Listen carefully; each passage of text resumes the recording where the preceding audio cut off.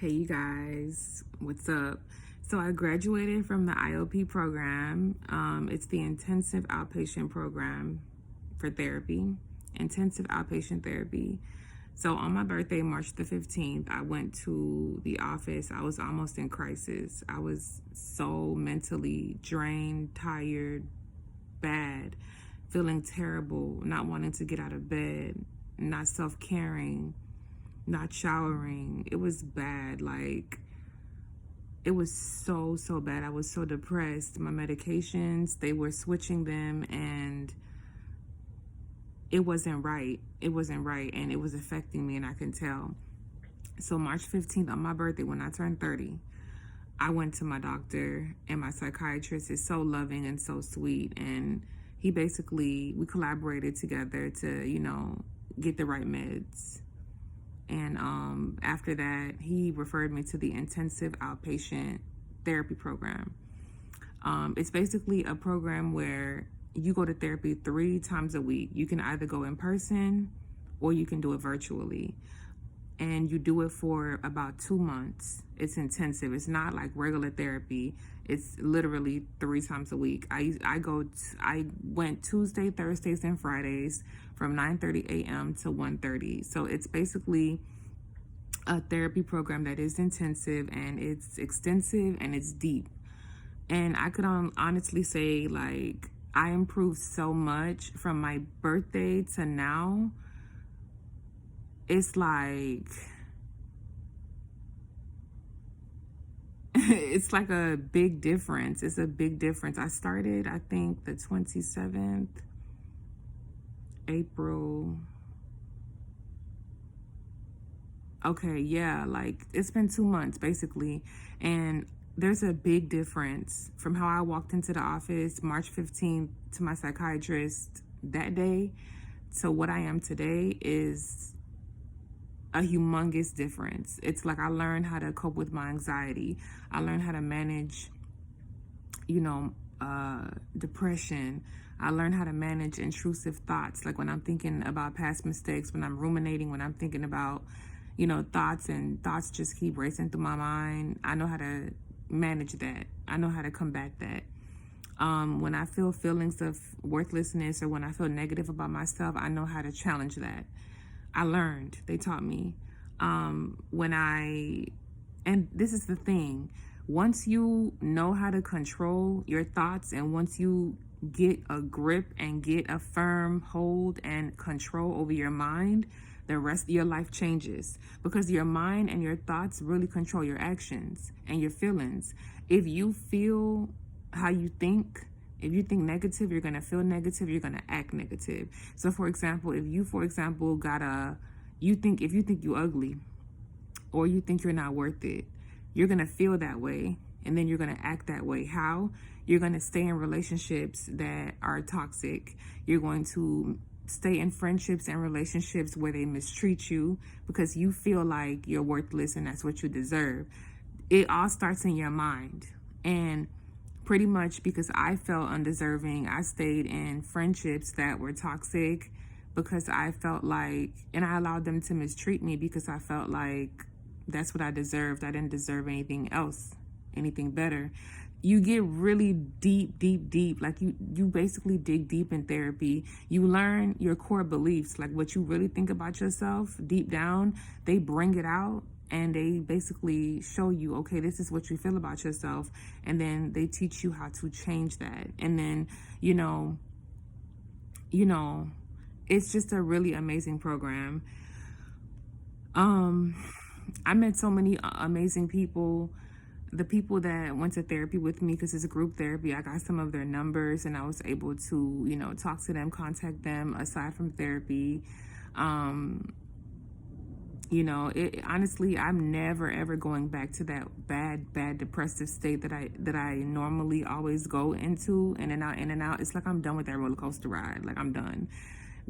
I'm done with depression being a roller coaster. Like, I'm basically off the roller coaster, and I'm settled because I finally know how to control this. I know how to control my thoughts. I know If a thought comes, a bad thought comes, I know exactly how to attack it, how to challenge it, how to fix it, how to eradicate it, how to get rid of it, how to take care of it. And basically, when you learn how to master your mind, you master life and you change your life, literally. You change your mind, you change your life. That's factual. So they taught me how to control and change my mind. And so it's only up from here. And I'm so happy I'm off that roller coaster. That depression roller coaster is no joke. If you're battling with depression and anxiety, know that you're not alone. And if, for example, you feel like, man, what is it that I need to do to get better? Try to ask your insurance or your doctor about an intensive outpatient program where you go to therapy, not just once a week or once a month, but an intensive program where you go like 3-5 days a week. Every insurance company, every psychiatrist knows about an IOP, an intensive outpatient program, and they'll refer you and go because it's deeper. They dig deeper than just regular therapy. You know what I'm saying? So you basically spend a certain amount of time there. You graduate. Today's my graduation date. And then after that, you continue therapy with a therapist, individual therapy. You continue individual therapy. I had to get rid of my old therapist. Like, he was very, very, I just had to get rid of him. But I got an appointment with this psychologist, a doctor. And my appointment with her, my first appointment is coming up. And so basically I'm going to continue therapy. Now it's going to be individual, not group. So I'm excited about that. Continuing therapy and going to therapy, period, is a great thing for the mind.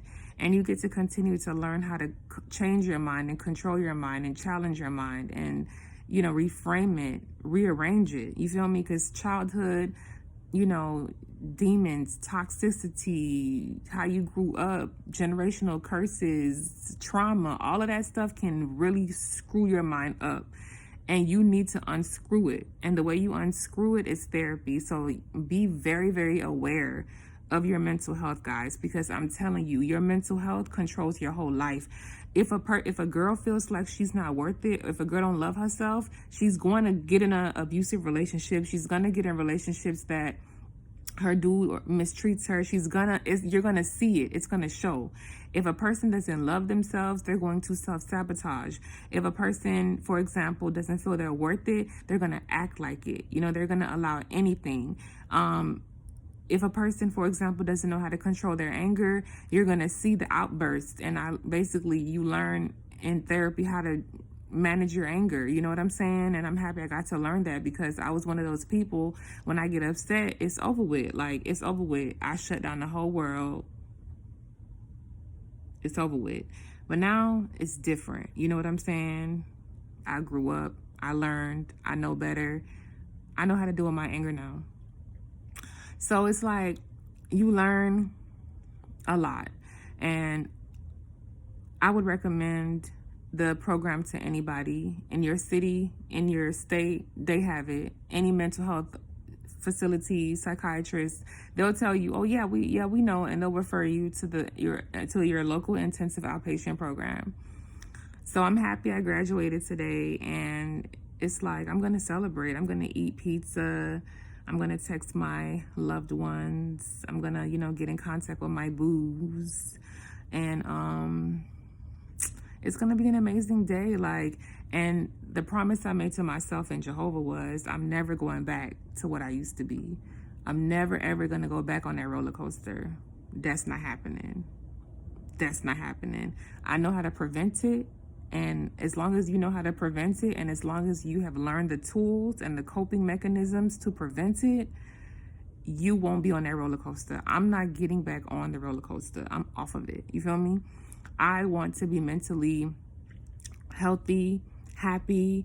I want to get married. I want to have kids. I want to have like 37 kids, y'all. I'm dead serious. I want to have all the kids. I want to have a baby named King. I want my daughter, I want her name to be Baja. And I want my son to be King. I already got my baby names and everything. Like, I want kids. I want a husband. I want a family. I want a garden. I want to wash dishes. I want to take care of my man. I want to do all of those things. But if you really, really want a good life like that, you need to be okay. You need to be mentally ready for that. You need to be, you need to love yourself. You need to know how to deal with, you need to get rid of those demons. You need to heal that trauma. You need to, heal that inner child. If you don't do those things, you're going to wreak havoc in anybody's life. If you don't fix you, you're going to basically damage someone else's life. I don't understand how people can get in relationships and not love themselves. It doesn't make sense. You're going to cause problems. You're going to be a problem, not a solution to that person. So fix yourself, love yourself, take care of your mental health. It's Mental Health Awareness Month, and take this opportunity to get help and to, really, really start the journey to mental health and awareness and, just basically holistic health. And that includes mental health. So, any questions, write down below, let me know. And I had a ball and I'm so happy. And I'm going to keep in contact with my friends that I made in therapy. And yeah, like, it's only up from here, and I'm happy and I'm thankful. I love my psychiatrist. When I see him, it's going to be a big, I'm going to buy him a gift. And I'm gonna buy him a gift, because my psychiatrist really, really went hard for me. Like, he saw how I came in that office. Like, I was damn near, I was ready, like, I was in crisis. I was like, they were like, do you want to be hospitalized? No, I don't want to go to the psych unit. Okay, if you don't want to go to the psych unit, Alexandra, you need to go to IOP. That's what he told me. And I said, okay, I'm gonna do it. And I did it, and I'm here today, 2 months later, happy and healthy, and healed so much. And there's more healing to do, but I definitely did a great deal. So I definitely am going to be giving him a gift, a thank you gift. I'm going to be seeing him soon. And when I see him, I'm going to give him the biggest hug and the most thoughtful gift I can give him. And I love him to death. It's nothing better than having professionals actually care and love you. My doctor really cares. Like, he really, really cares. Like, when he couldn't find a solution for me at one point, when he felt like, he was like, I'm failing. And I had to tell him, like, no, doctor, you're not failing. Like, my body just doesn't receive the medication you're giving me. You can't help that. We just got to keep trying. Like, that's how passionate he was about, that's how passionate he is about his career and about mental health. Like, he really, really takes it seriously, to the point where I had to encourage him to let him know that he's a great doctor. And just because my body doesn't respond to a certain medication, that's not his fault. That it's my body. We just got to keep trying. And he is a wonderful psychiatrist, because look at where he referred me to, and look at where I am today. So I love him to death. He's amazing. And if y'all have any questions, comment down below. And I'm going to share something with y'all, right? For me, a lot of people think that girls want to just be in relationships. And, girls basically, if they're single, they feel like, okay, how do I put it? If a girl is single, people think, if a girl is attractive, and then she's single on top of that, they'd be like, oh, she's crazy. Something's wrong with her. Like, why is she, why is she attractive and single? And people would tell me that, like, something's wrong. No. A lot of girls been through a lot of things. A lot of girls been through trauma. A lot of girls don't date because they've been sexually abused, so they don't want to date. A lot of girls got abandonment issues. People don't want to date. Not every girl wants to be in a relationship.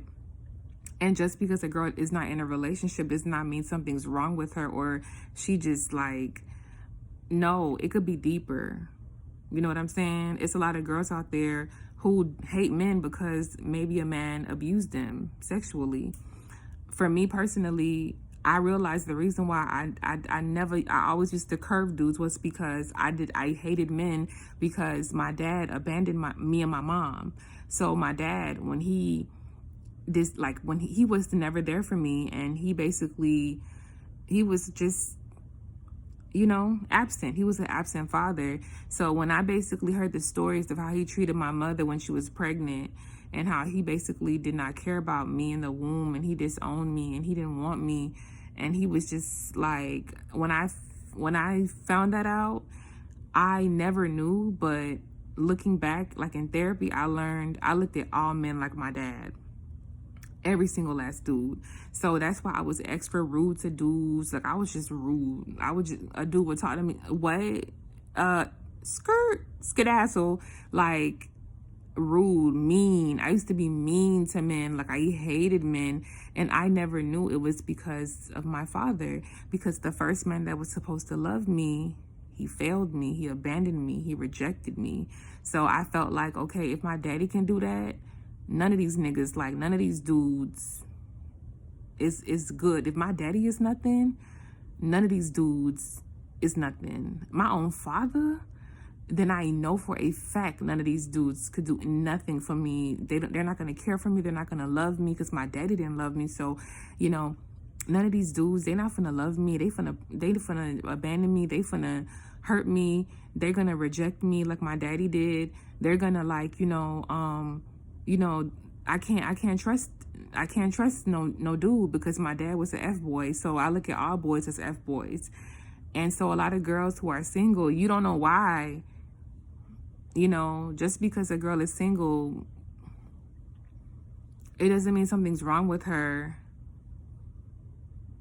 You just don't know her story. You don't know what people be going through. You don't know people be having deep reasons why they don't date. You know what I'm saying? I don't date because my dad. It's really hard for me to open up to a dude. Why? Because of my father. I just started to respect dudes and men. I just started to, like, be more respectful to men. I just started to, like, be open to the idea of dating and having a boyfriend. Like, I wasn't with it. People have tried to deal with me. If I dealt with them, poor them, because I know that I gave them havoc, okay? I was not easy to deal with. But now I'm open to dating. I'm open to having a boyfriend. I'm open to, like, loving. I'm open to being in a relationship.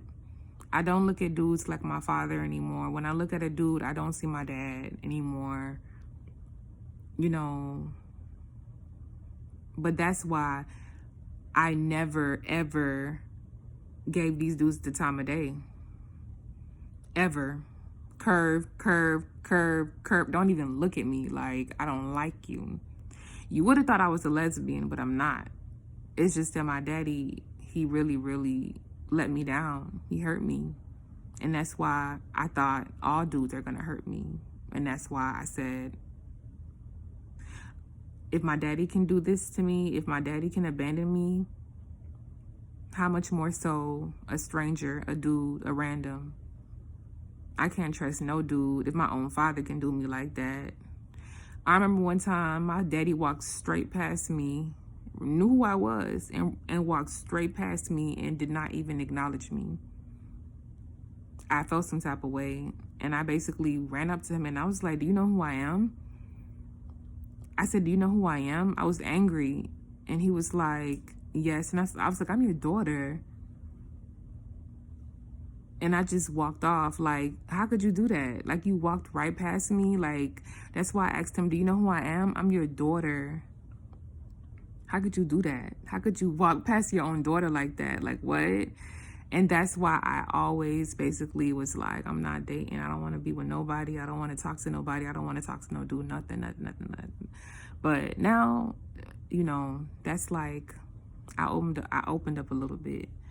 And I don't open up like that. But because it's Mental Health Awareness Month, I think people need to know, like, a lot of times people really up here be traumatized, hurt. They have a whole perception of life that is unhealthy, and that stops them from being their best selves or enjoying their best life. Like, had I never been in therapy, I probably would never be in a successful relationship. I probably would never get married. And if I did get married, it probably would end in some type of separation or divorce, because I would be very, very unstable. I wouldn't be a good wife. I wouldn't be a good, like, if I didn't go to therapy, I would not be able to be a good girlfriend. I would not be able to be a good wife at all. I'm just being very honest, like, and that's how it's been. That's why and the thing is, I'm not selfish. That's why I used to curve dudes, because I'm like, man, like, you don't know me. Like, you don't want this pressure. Like, no, save yourself. Save yourself. Most girls, they be damaged and they still date. And it's like, I'm not gonna be damaged and date, because that's not fair to the dude. Why would I be damaged and date a dude and put him through a tornado, a rainstorm mixed with a tsunami? Why would I do that to him? I'm not. So I knew I'm damaged. I'm broken. I can't be with nobody. I don't even like dudes right now because of my daddy. I got issues with my daddy. I gotta fix these things. I was able to get those things, you know, addressed, and I'm still working on them, and I've progressed to the point where I feel like I could be a good girlfriend. I'm open to being a girlfriend. I'm open to being a wife. I'm not curving. If I like you, I might try you. Before, it would have been like, no. And also another reason why I didn't date, I didn't date, was because I didn't feel like I was good enough. I didn't feel like I was good enough. I didn't feel like I was pretty enough. You know, I had a very low self-esteem. And so I just felt like, you know. But now it's like my self-esteem is high, it's different. And, you know, I don't look at dudes and see my daddy no more. And I'm very open to relationships, and I'm open to being a wife and being a girlfriend. And I feel like if I were to be a girlfriend today, I would be a good one. Before, no, I would be a terrible one. But now I feel like I would be a good one. I'll be a really good one. I always had potential. I always was a good girl. I always was a very, very good girl. It's just that when people go through trauma, when girls are damaged, it's hard to see the good come out. The damage is just all there. But behind the damage is a beautiful person. So I was damaged, but I'm a very beautiful soul. So it's just that the damage just covered over that. But now that that's lifted up, now I can just love and just be beautiful and just love and make the person I'm with happy. So I feel like I'm very capable of being in a relationship now, and I'm ready to be in a relationship. Like, I wasn't ready. That's the key. People be like, oh, you got to be in a relationship. No, some people are not ready to be in relationships for different reasons, and you got to respect that. I gave you about 3 reasons why I wasn't ready to be in a relationship, why I kept myself single. And I responsibly did that. I'm not going to be that girl that hop from relationship to relationship and I'm damaged and broken. I'm not doing that.